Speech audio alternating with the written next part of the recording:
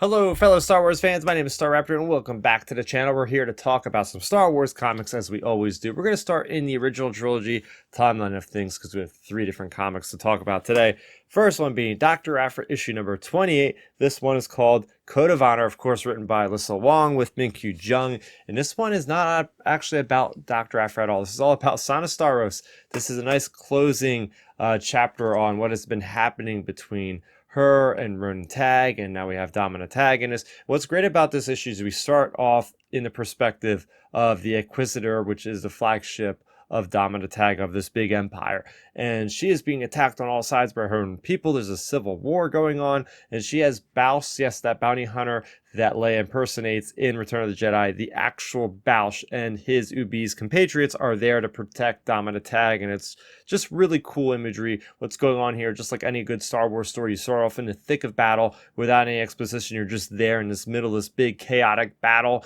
All the Tagge Enterprise is there, and then we go back to what's going on with Starros. And last we left off, she ends up working for Ronen Tagge, and she has a big debt to Ronen Tagge, who is actually a part of the Crimson Dawn working for Kira. So he tasks her with a mission for her and her crew to go and take out Domina Tagge, who is his aunt, and that is the owner of the Tagge Corporation at this point. So we have Sana going there, and there's this big battle. She meets on the flagship that is in the middle of this big battle, and she's able to put up a fight against Domina Tagge, but Domina Tagge holds her own. She's a really good warrior. She has this awesome prototype weapon, which is like a proto lightsaber, which can't be on for a very long time or else it will explode. So she uses it, in a manner to save it energy.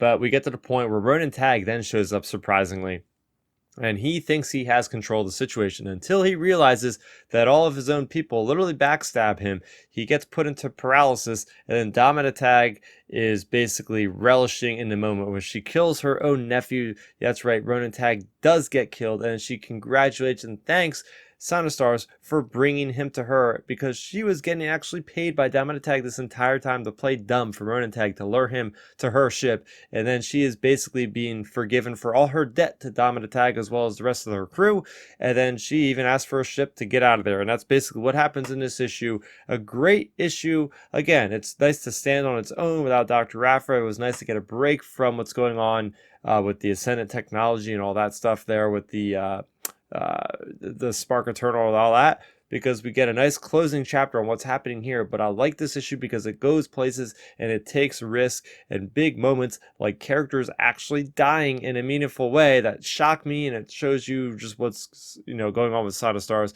I'm really looking forward to see where her miniseries goes, and that's coming out next week. So we're going to take a step in the past. We're going to go to the High Republic here. We're going to start with Yoda issue number 3. So remember, this is a maxi series. I think like every 3 issues or so, they're going to change up the timeline. The next issue, we're going to be talking about the Clone Wars era Yoda. But for now, we're talking about the High Republic era Yoda. In the last, we left off. But first, I want to give credit where credit is due. This one is Light and Life, Part 3 Consequences, written by Kevin Scott with Nico Leon as the artist here. We have Yoda in the last issue basically being captured by this crew of bad people here on this planet, Colkins, I believe they're called, and then he is saved by Bree, who is one of the indigenous people on this planet, is going to war against the Colkins, and he actually uses Yoda's lightsaber to kill the leader of the Colkin. So that's where we leave off, is this really horrifying moment where Yoda just didn't want to see an innocent life die, even if they were maleficent, even though they were violent. Yoda never likes to see bloodshed, and especially from a person that he's being a mentor to at this point. So it's a very sad, shocking moment. And then we open up in this issue where it's several decades in the future, and Bree is now a lot older. He has not seen Yoda since he had left, and he is actually supervising, I guess it's his nephew or something, a nephew and niece, who are play fighting the same moment that we did experience in the previous issue with this guy killing, this kid at this point killing this leader of the Raiders or whatever.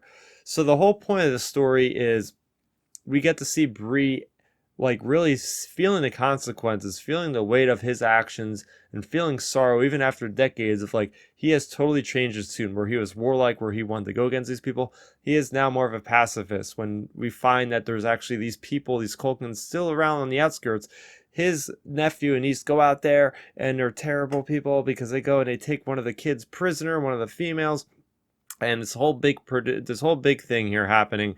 And next thing you know, Yoda shows up, and Yoda's able to kind of pacify the situation and kind of get this kid to get back to the rightful owner. And Bree meets the opposing faction of Culkin's mother of this kid that was taken, and they ended up having peace. And it's a really good resolution to a story, and I really enjoyed the story because it shows balance. It shows patience is key in any situation. Just waiting it, just giving it the proper thought and proper time, and just seeing both sides of the situation. It's really interesting to see how the newer generation was becoming so militant, so violent in response to what had happened previously to other people.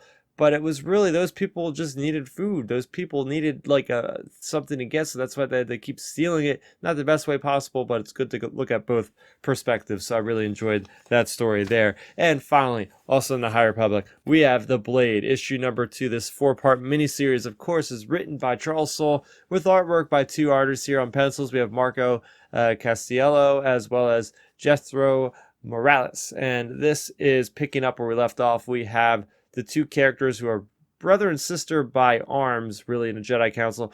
We in a Jedi Temple, whatever.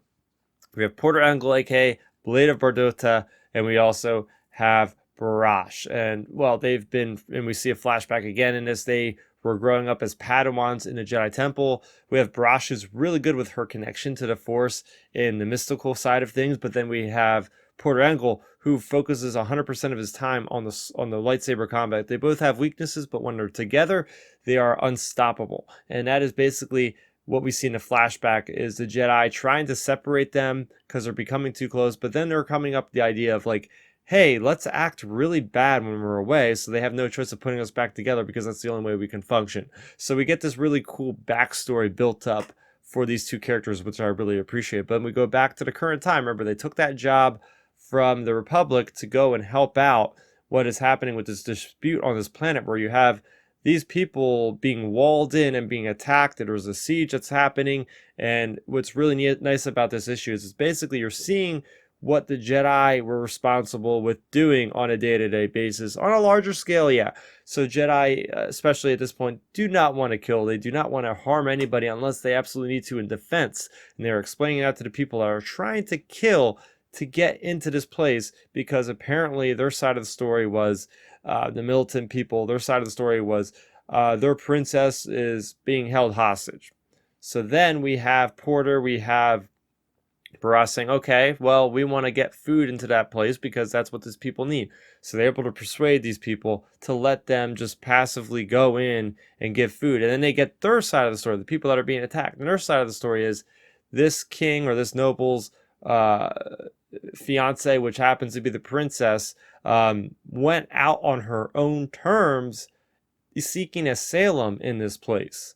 So as soon as we find that out, these guys that wanted to have peace on the outside of their siege, they basically let these mercenaries in, and one of them has a double-sided bladed weapon, and that's their idea to take out Porter Engle as well as Barash. So there's a lot going on here, a lot to dive in deep to, but it's really cool because, like I said, this is a way we're going to learn, okay, this side of the story versus that side of the story. And it's hard for the Jedi, basically Porter at one point says, like, how do I know what to decide? We got to decide something. Whose side are we going to be on? And Barash says, you got to go with the light. And that's when Porter replies back and says, it seems like there's a lot of darkness right now. And that's when all those drop ships are coming in, unbeknownst to them, that these militant people have decided to say, we're going to send the mercenaries in and destroy them anyway. So it looks like that situation is resolved. It looks like they're going to probably be fighting on the side of the people that are being assailed. And we'll see a lot of really cool saber combat, which we actually already seen in this issue. We've seen how good Porter Engle is, man. This guy deflecting dozens, if not hundreds, of laser blasts and disarming every single one of the people that fired the blaster.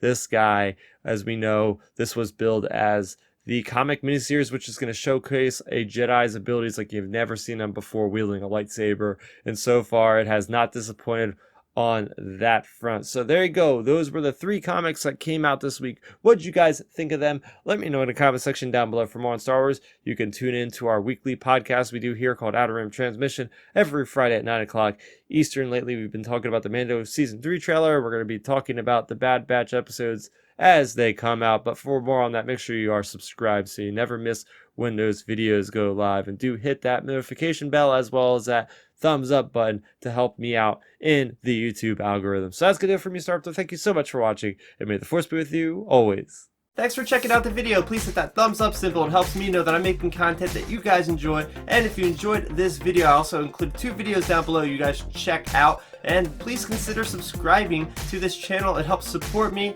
and it notifies you guys of when I get new videos up on the channel. You can also contact me on Twitter, Facebook, and Instagram at Starrapter.